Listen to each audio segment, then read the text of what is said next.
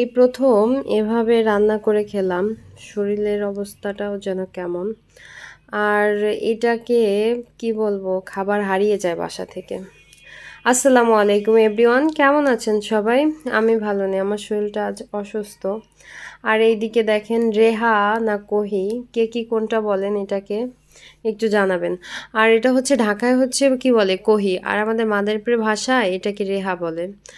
So এইটা দিয়ে আজকে প্রথম আমরা নুডলস রান্না করে খাবো। আমি এর আগে কখনো এই সবজিটা দিয়ে খাইনি।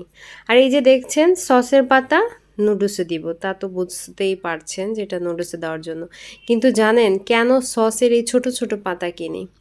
আমার ছেলেটা এত দুষ্ট, যদি একটা বোতল কিনি না, ওই বোতলটা ফ্রিজে যতক্ষণ থাকবে ওই বোতল শুদ্ধই হারিয়ে যাবে ফ্রিজ থেকে। কারণ কি, সে ওই যে সসটা সব খেয়ে নিবে ভিতরের, তারপর হচ্ছে বোতলটাও আস্তে ফেলে দিবে, যাতে মা কিছুই খুঁজে না পায়। সে হচ্ছে এরকম। এই সস, তারপর হচ্ছে কি বলে গুঁড়ো দুধ, এইগুলি আমার বাসায় থাকেই না।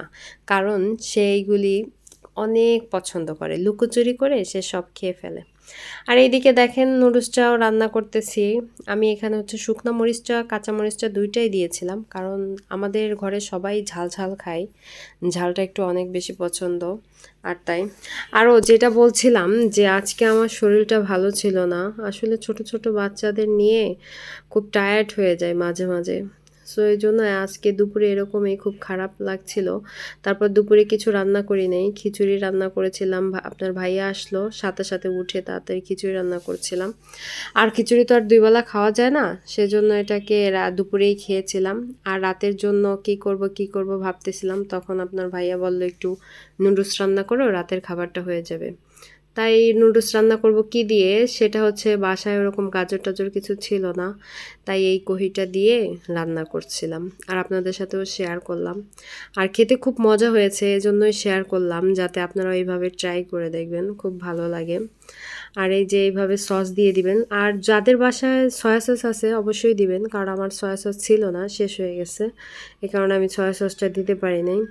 যাই হোক, এইভাবে রান্না করলাম। আপনাদের ভাইয়া ওদিকে খেয়ে ডিউটি যাবে, ছেলে কান্না করতে করতে ঘুমিয়ে গিয়েছিল তার কোলের মধ্যেই। তো এই যে তাড়াহুড়া করে রান্না করলাম।